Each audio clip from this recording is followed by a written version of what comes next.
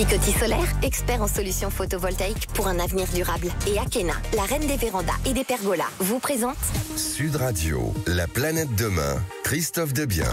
Bonjour et bienvenue sur Sud Radio, la planète demain, l'émission qui traite de l'écologie de façon constructive et optimiste, afin que nous retrouvions tous ensemble l'intérêt majeur de protéger notre planète, bien sûr, mais surtout l'humanité. En seconde partie de notre émission, nous aurons le plaisir de recevoir Justine Renaudet, qui est avec nous, responsable de la communication de la société Loki, spécialisée dans la location d'équipements pour les professionnels et les particuliers, en encourageant l'économie d'usage. Mais pour l'heure, nous avons l'honneur d'accueillir Maxime Claval, fondateur de la société Enercool, qui a développé un concept qui consiste à utiliser un revêtement réflectif appelé Cool Roof sur le toiture des bâtiments. Bonjour Maxime. Bonjour. C'est bien connu, le blanc réfléchit davantage la lumière du soleil et absorbe moins la chaleur. Votre procédé utilise donc la réflexivité de l'énergie solaire afin de réduire la chaleur et la température intérieure. Est-ce que vous pouvez nous expliquer le principe de ces peintures réflectives pour toiture ? Oui, en fait, on développe des peintures donc réflectives. Le principe, c'est quoi ? C'est de renvoyer un maximum la lumière, les infrarouges précisément, de façon à ce que le bâtiment ne chauffe pas et ne surchauffe pas l'été. Donc le blanc, naturellement, renvoie déjà une partie de cette lumière, c'est déjà très bien. Mais on développe des peintures avec des capacités thermiques et des capacités de renvoi de ces infrarouges bien plus élevées, en y intégrant, par exemple dans nos peintures, des aérogels de silice, donc une sorte de gel rempli d'air, qui va avoir des capacités de renvoi très importantes. Alors qu'est-ce qui vous a donné l'idée de créer Enercool, cette société ? Alors, c'est pas une idée qui m'est venue en me levant un matin en me disant tiens, je vais faire ça. Moi, j'ai une formation d'ingénieur en thermique du bâtiment, donc j'ai beaucoup travaillé dans le bâtiment et dans les économies d'énergie dans le bâtiment. Et à force de lecture, d'écoute ici et là, ce sujet m'est venu petit à petit. Alors il y a bien sûr les maisons en graisse et ce genre de choses qui restent un peu dans le coin de la tête, mais petit à petit, on va dire, je dis là, faut que je le fasse, c'est important. Et le sujet numéro 1, c'était le sujet, on va dire, écologique, de mettre ma vie pro dans le sens de l'écologie et de faire des choses pour faire baisser les consommations d'énergie dans le bâtiment. Et c'est quoi la différence entre vos peintures et les solutions traditionnelles d'isolation ? Alors l'isolation, ce qu'elle va permettre, c'est qu'elle va éviter à la chaleur de rentrer, mais on va dire de façon lente, et évidemment l'hiver à la chaleur de sortir. Là, on est complémentaire à une isolation, c'est-à-dire que on évite à la chaleur de se créer vraiment sur la toiture. On renvoie 90% de la lumière. Et ensuite, une fois qu'il y a ce peu de chaleur qui est créé, l'isolation va éviter qu'elle ne rentre dernièrement. Mais on est vraiment complémentaires sur ces deux solutions. Et combien de degrés peut-on imaginer réellement gagner grâce à votre technologie ? On gagne entre 4 et 6 degrés dans les bâtiments. Et c'est des vrais degrés. On a fait par exemple un bâtiment chez Beneteau, un fabricant de bateaux, une grosse usine. Ils avaient des problèmes sur leur résine pour fabriquer les bateaux par exemple. On a gagné instantanément 4 degrés dans le bâtiment. On a repeint la toiture. C'est énorme, c'est énorme. C'est énorme. Ouais. En fait, une grosse partie de la chaleur dans le bâtiment vient de la toiture l'été parce que le soleil est au zénith et donc on fait des économies grâce à ça. Et l'impact complet et concret de vos peintures sur la consommation énergétique d'un bâtiment, c'est quoi ? Et ben en fait, ce qui se passe, c'est que quand le bâtiment est climatisé, on va faire jusqu'à 40% d'économie sur la partie climatisation. On a même des clients qui arrêtent complètement la clim, c'est-à-dire qu'ils climatisaient un peu et grâce à nos peintures, ils n'ont plus besoin de climatiser. Donc c'est des économies aussi financières finalement, parce que l'investissement dans nos peintures, il est remboursé en 3-4 ans grâce aux économies qu'on va réaliser. Alors, on parle souvent des îlots de chaleur urbains. Comment votre solution contribue-t-elle à lutter contre ces îlots ? Ouais, alors ça c'est le double effet qui se coule, on va dire. C'est-à-dire que nos peintures, elles ont un intérêt pour le bâtiment et pour ceux qui sont à l'intérieur, mais elles ont aussi un effet pour la collectivité. C'est-à-dire que en appliquant la peinture sur les toitures, on va réduire cet effet îlot de chaleur. L'îlot de chaleur, c'est quoi ? C'est l'été, c'est les quartiers qui sont chauds à cause des canicules et à cause du bitume et de toutes ces surfaces noires qu'on peut avoir.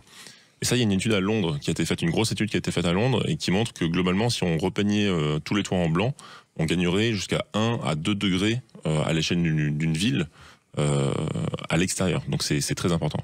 Et vos peintures, finalement, peuvent-elles vraiment aider à réduire l'usage de la climatisation dans les bâtiments ?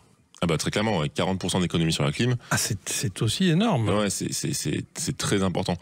Un point qui est intéressant, et on a de plus en plus de clients qui nous appellent pour ça, on évite aussi les pannes de climatiseurs. C'est-à-dire qu'on est aussi un peu complémentaire des clims. Quand il fait très chaud, les clims, elles tombent en panne parce qu'elles ne résistent pas.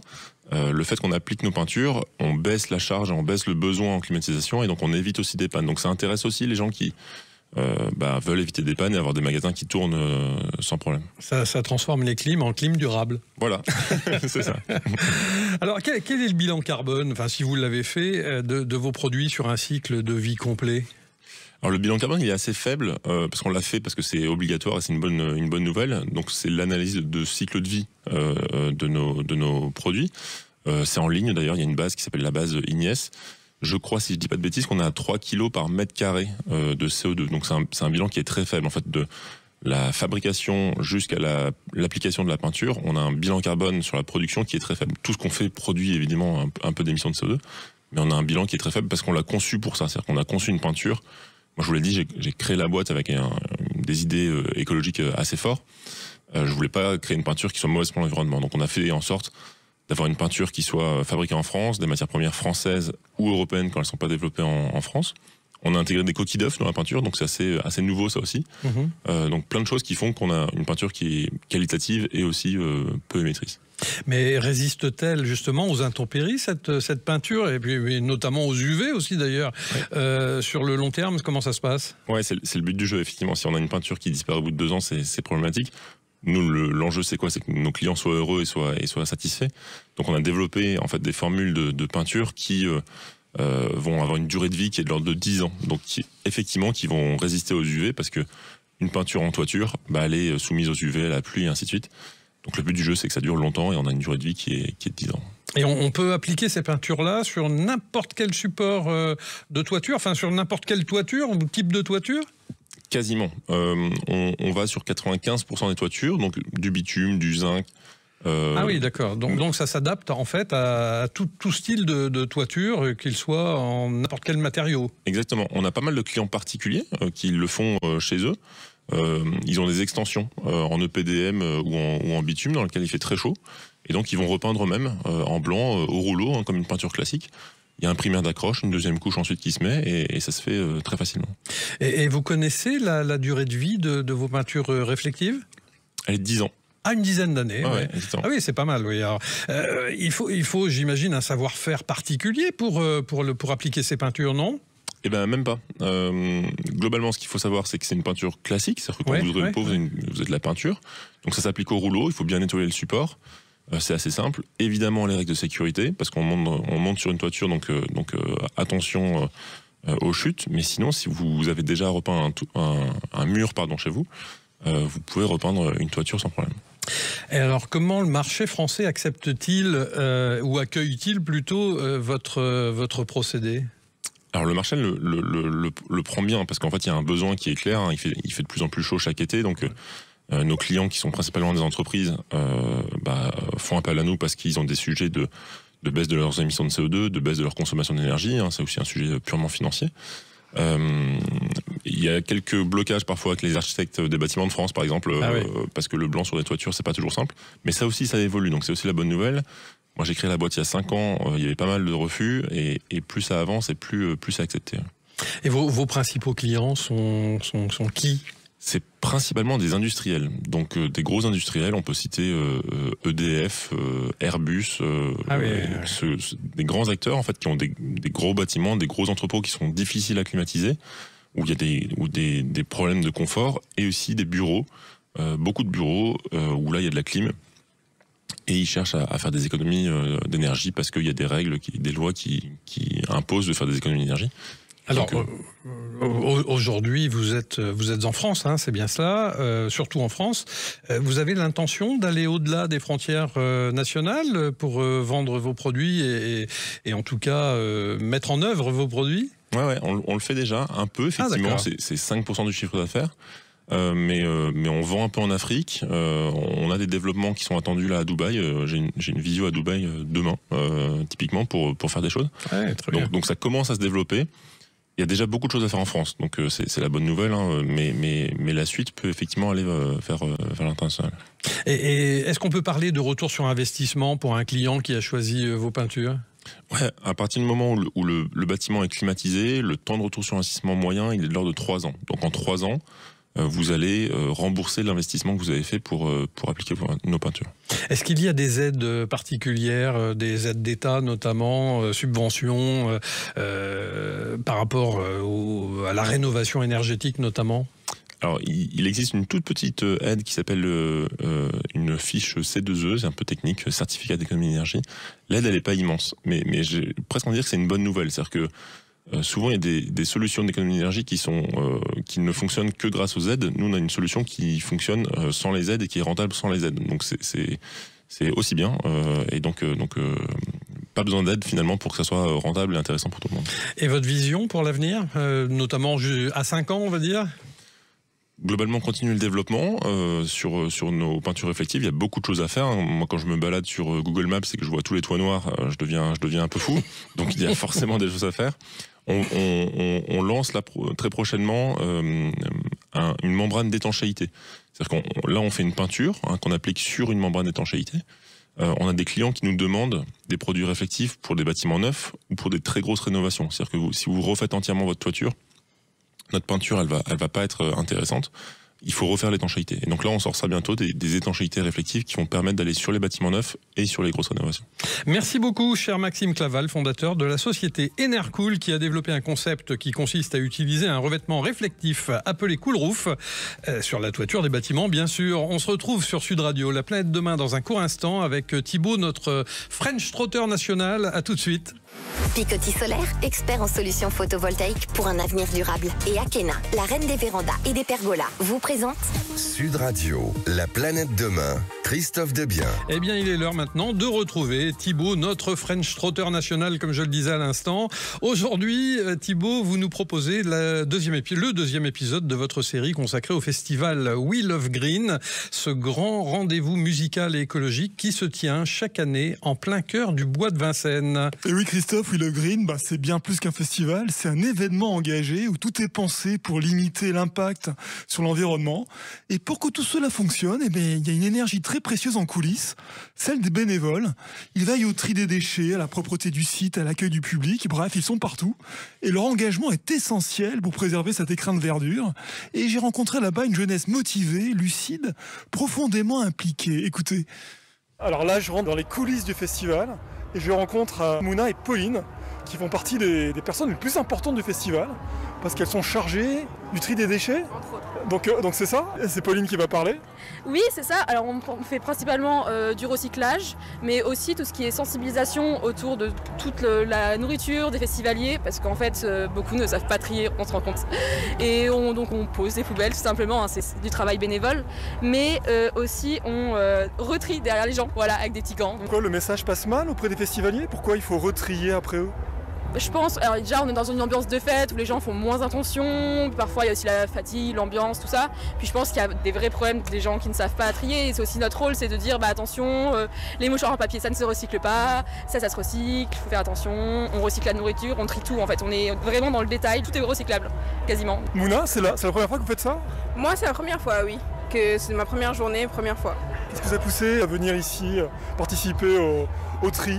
Alors moi je travaille dans l'événementiel et je voulais voir comment se passe l'organisation d'un festival. Vous avez une conscience de l'environnement assez poussée, j'imagine. Vous êtes impliqué aussi dans votre vie de tous les jours pour réduire l'impact environnemental. Je trie et je me déplace pas en voiture. Vous êtes venu comment par exemple ici aujourd'hui? En transport. Voilà, je vais vous laisser travailler. Un autre, merci. Toujours à We Love Green, je me balade sur la pelouse ici à Vincennes et je rencontre Ambre, qui est responsable du village de l'impact. Alors qu'est-ce que c'est le village de l'impact, Ambre? Alors le village de l'impact, c'est une structure qui rassemble des entreprises et des associations engagées.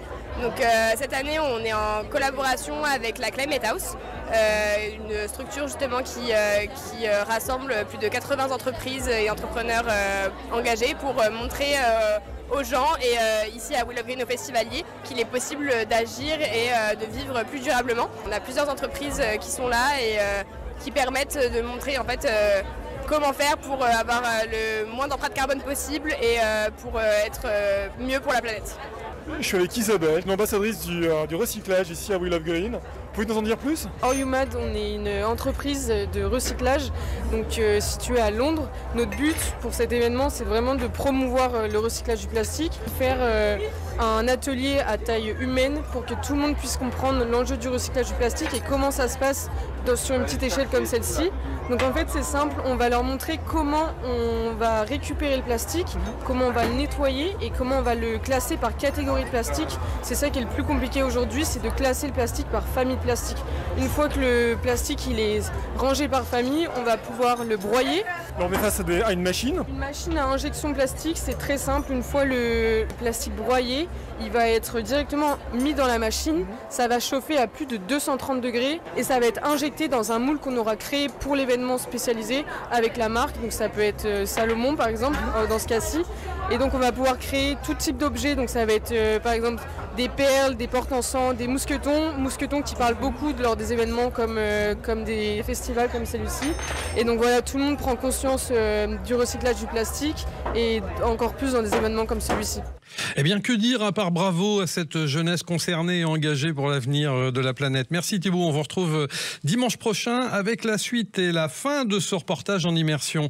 Alors, nous voici de retour dans les studios de Sud Radio, La Planète Demain, avec notre seconde invitée, Justine Renaudet, responsable de la communication de la société Loki, spécialisée dans la location d'équipements pour les professionnels et les particuliers, en encourageant l'économie d'usage. Bonjour Justine. Bonjour.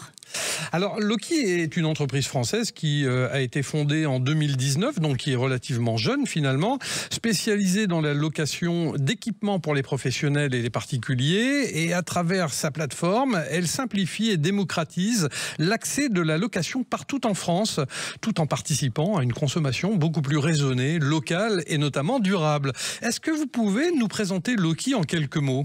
Oui, bien sûr. Loki, il faut savoir aujourd'hui que c'est le premier loueur de France. On développe 2 services qui sont complémentaires. Le premier, vous l'avez mentionné, c'est cette plateforme en ligne, Loki Rent, qui permet aux particuliers, mais aussi aux professionnels, de venir louer très simplement tout type d'équipement. Donc, on pourra y revenir, mais ça va du vélo à la tronçonneuse en passant par le bateau, par exemple. Et puis de l'autre côté, on développe un logiciel de gestion de l'activité de location qui là est destiné aux professionnels du métier pour les aider à optimiser leur activité de location, voire même pour certains à la lancer. Alors comment est née finalement l'idée de Loki et puis surtout quelles problématiques cherchez-vous à résoudre en créant cette entreprise ? Oui, alors Loki, ça a été fondé en 2019 par Raphaël Masbou et Benoît Prigent. Et en fait, c'est en discutant avec le voisin de Raphaël, en région PACA, Dominique, un loueur de vélo, qui se sont rendus compte qu'en saison, c'était hyper compliqué pour ce monsieur de gérer son activité de location. En général, ça se faisait sur des bouts de post-it dans un coin. Donc, ça leur a donné l'idée finalement de créer un service à destination des loueurs pour les aider dans leur activité quotidienne. Alors, est-ce qu'on peut dire que Loki est un acteur engagé dans la transition écologique ? Oui, nous c'est vrai qu'on souhaite vraiment démocratiser la location, donc cette économie de l'usage, finalement en permettant à ce que la location soit aussi simple aujourd'hui qu'un clic sur acheter. On veut vraiment ringardiser l'achat parce qu'on trouve que parfois on achète plein d'objets ou d'équipements qu'on utilise très peu et que c'est vraiment dommage. Par exemple, on a tous en tête cette perceuse qu'on a chez nous qui finalement a une durée de vie de 12 minutes, enfin une durée d'utilisation plutôt. Donc faut-il vraiment la posséder ? Et la question se pose. Alors comment justement la location peut-elle contribuer à une consommation beaucoup plus responsable ? Alors justement, finalement, en louant des objets dont on a besoin à un instant T, plutôt qu'en cherchant systématiquement à posséder ces objets, qui pour la plupart peuvent prendre la poussière dans une cave, dans un garage. Donc nous, c'est vraiment l'ambition de démocratiser l'économie de l'usage, de pousser les gens à vraiment rentabiliser finalement tous les objets, tous les équipements qui existent en poussant leur usage. Et au-delà de la location ponctuelle, est-ce que vous permettez à vos utilisateurs de louer sur du long terme ? Alors oui, ça arrive. Ça dépend un petit peu des loueurs Loki. Certains pratiquent la LLD, comme on dit, la location longue durée. Certains ne tentent pas encore, mais nous, c'est vraiment notre volonté de les amener à ça, notamment parce que ça peut leur permettre aussi de générer plus de revenus en basse saison, en fait. Et qui sont vos clients finalement ? Alors nos clients, ce sont vraiment les loueurs sur tout le territoire. On a un maillage territorial assez impressionnant. On va des loueurs de vélo, en passant par les loueurs de matériel plutôt de motoculture, des loueurs d'événementiel. Ce qui est super, c'est que vraiment on est au cœur de l'économie locale avec Loki. Et les particuliers dans tout ça? Les particuliers, bien sûr. Donc là, plutôt sur la partie plateforme en ligne. C'est vrai qu'aujourd'hui, tout un chacun peut venir louer sur Loki, sur l'ensemble du territoire. Il n'y a pas d'âge limite pour venir louer chez Loki.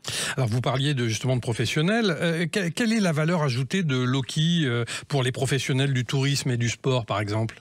Oui, alors c'est vraiment cet outil, ce logiciel qu'on développe qui va leur permettre de gagner énormément de temps sur leur activité.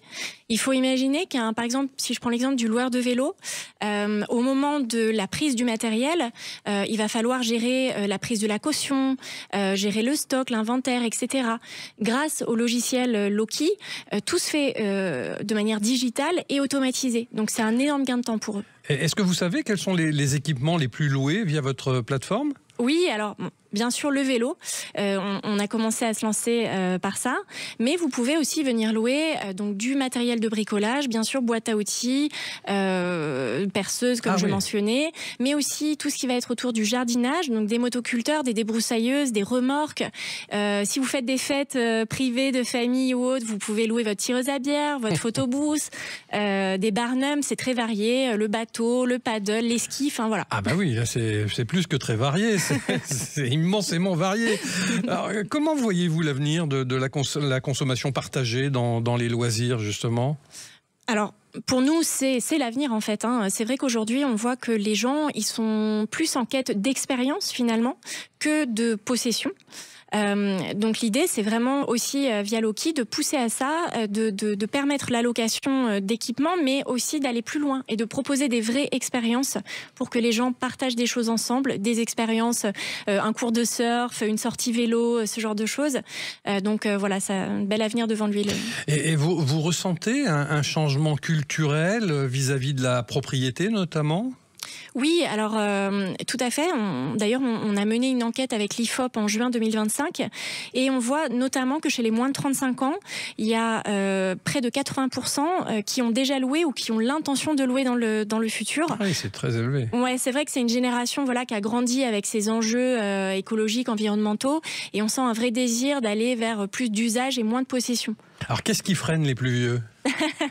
Oui, alors tout d'abord, et c'est un chiffre aussi qui émane de notre enquête avec l'IFOP, on a 38% aujourd'hui des Français qui manquent de réflexes. C'est vrai qu'on ne pense pas nécessairement à louer.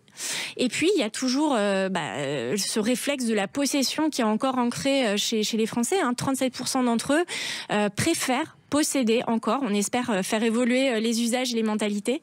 Et puis après, il y a des freins psychologiques aussi. La peur d'abîmer le matériel, la peur de ne pas savoir s'en servir ou que ça soit trop compliqué. Donc nous, voilà, on essaye vraiment d'aider et de lever tous ces freins avec de la réassurance, de la simplicité de notre produit. Alors on sait que la France est la deuxième destination cyclotouriste d'Europe. Est-ce que vous observez, vous, cette tendance dans les réservations que vous avez ? Oui, absolument. On a sur Loki ce qu'on appelle un petit peu les préparés, c'est-à-dire ces familles ou ces couples qui anticipent leurs vacances à l'avance et leurs vacances à vélo. Donc on a des personnes qui, dès le mois de mars-avril pour l'été, commencent à venir louer leur matériel très technique avec beaucoup d'accessoires, etc., en vue de faire leurs vacances en vélo l'été. Donc on en a de plus en plus, ouais. Et vos prochaines étapes, c'est quoi ? Nos prochaines étapes, là, on est vraiment à fond sur l'internationalisation, puisqu'on a lancé en début d'année l'Italie et le Portugal. On vient de se lancer aussi en Pologne. Et puis, nous, on veut vraiment devenir le guichet unique de la location en France et en Europe. Donc, ça passe aussi par le développement de notre plateforme en ligne Loki.rent pour que tout le monde puisse louer comme il le souhaite. Merci beaucoup, chère Justine Renaudet, responsable de la communication de la société Loki, spécialisée dans la location d'équipements pour les professionnels et les particuliers en encourageant l'économie d'usage. Retrouvez tous mes podcasts de l'émission sur la chaîne YouTube de Sud Radio et découvrez aussi notre nouvelle chaîne de télé digitale laplanète-demain.plus. Je vous donne rendez-vous la semaine prochaine, même jour, même heure pour La Planète Demain sur Sud Radio, l'émission qui donne la parole aux acteurs du changement. À dimanche prochain. Akena, expert en carport et pergola solaire pour des économies et un avenir durable. Et Picoty Solaire pour que l'avenir s'éclaire avec des choix durables. Vous ont présenté Sud Radio, la planète demain, Christophe Debien.